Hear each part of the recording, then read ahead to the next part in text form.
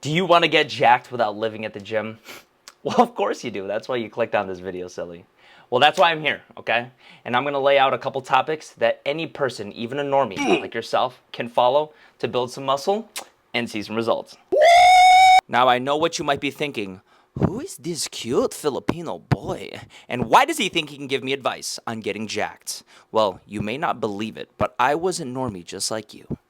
I started lifting in college and continued steadily for years, and I even became a trainer along the way. So, I'm going to partake the knowledge I've gained over the years, and so you can maximize on what worked and what didn't. So what I'm going to be discussing are three main topics in this video: training, nutrition, and recovery. That's it. Simple as that. There's nothing else complicated. Training is the foundation of a solid physique. You could sleep great, you could eat like a king, but if you don't train in a way that allows for maximum strength and hypertrophy gains, well, you're not going to get jacked. It's as simple as that. Imagine you are a 2008 Toyota Prius Touring Edition. You could put 100 octane race fuel and throw a professional driver behind the wheel, but at the end of the day, you're still a Prius. But let's say in this scenario, you were taken into a race shop and they swapped out all the slow parts for fast race car parts. Now you can race on the street with the big boys. Okay, so you hype yourself up. Now you step foot in the gym for the first time. What do you do? Well, let me tell you. First and foremost, if you are not familiar with barbell or dumbbell movements, always remember that you can do the body weight versions of any of these exercises that I'm going to be talking about. So first off, you're going to start off with some form of a press. Press is pushing things away from your body. That's going to use the chest, the triceps, and the shoulders primarily. I would suggest a barbell movement for that, dumbbell. You can do push-ups if you don't have any of that equipment. And also there are plenty of machines that involve pressing style movements. For pull, which means bringing things towards you, is going to work your back. You have your rhomboids, you've got your teres major, teres minor, your latissimus dorsi, and a whole bunch of other fancy schmancy back muscles. For these, I would suggest pull-ups, pull-downs, body weight rows if you have trouble doing normal pull-ups, barbell rows. There's a whole bunch of exercises you can do and just experiment with it. For legs, I suggest at least one main compound movement for each of the three main muscles. You got the glutes, got the hams, and you got the quads. For the quads, I suggest squats. Squats all day. Barbell, Smith machine, dumbbell, whichever you can do. For the hamstrings, I suggest RDLs, normal deadlifts off the ground, or hamstring curls. And for the glutes, I throw in lunges just to keep it simple, but there's other movements like kickbacks that you can do. Keep your movements simple. So for the first 5 years of my training, it consisted of the most simple of movements. For me, it was bench, squat, deadlift. I threw in variations of those certain movements, and that's what built me up all of my strength that I use now to get really jacked. If you master many of these simple compound movements, I promise you, you will build a crap ton of muscle while gaining strength over time, and you will thank me later. You don't need a complicated routine to start seeing gains come in. I started doing just pyramid sets for all of my lifting for the first year until I started training more strength-based emphasis like powerlifting. I suggest starting with like a linear-based programming, such as the Candido linear program. I'm going to link it below. And also the Wendler 531, which I'm going to link below. Mastering many of these compound movements will create a base from which you can build a crap ton of muscle while you gain your strength at the same time. Now we're going to be talking about nutrition, food. I remember when they first invented chocolate. Everybody always says that abs are made in the kitchen. Well, there is obviously truth in that. If your body fat percentage is too high, you're not going to have 6 shredded abs that all the bros are going to be dying to touch. Now, what if I told you you can look aesthetic without having a super strict diet? Let me show you something. This was me near the end of my freshman year. Okay, I was about 155 to 160 pounds, lifting dang near every day, and eating at the school cafe 3 times a day. This was me in 2021 at around 175, just getting back into lifting after COVID, and I was just eating whatever, whenever, because I was just too busy playing Warzone.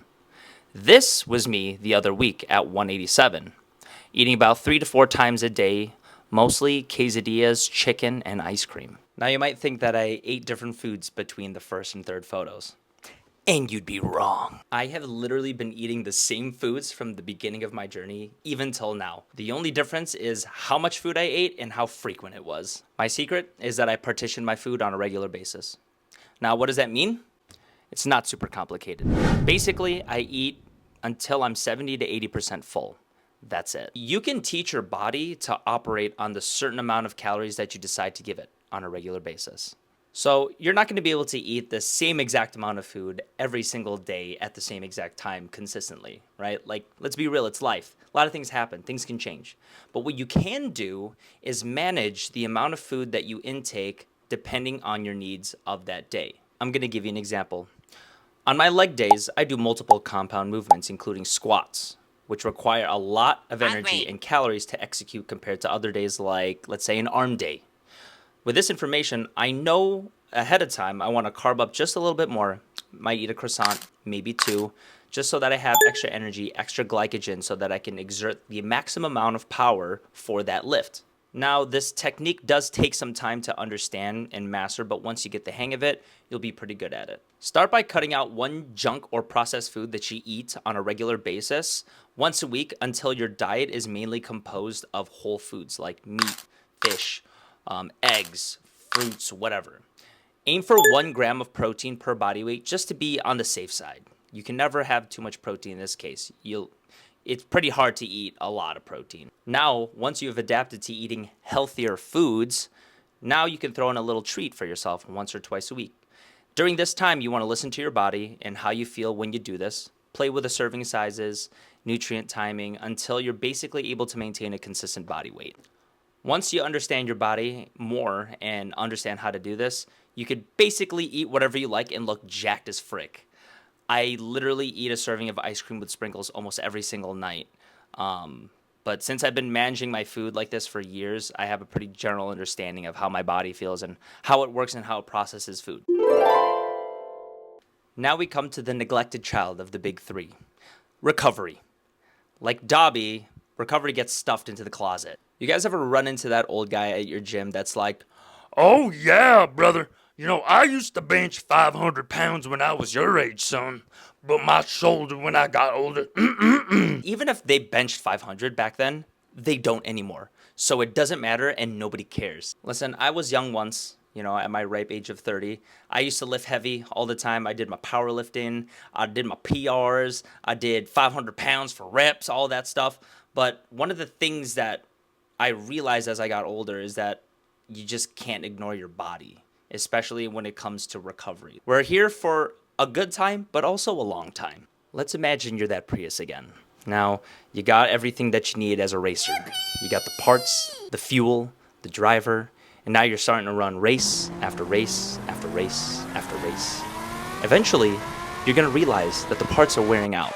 Your brakes, your tires, you might have an oil leak.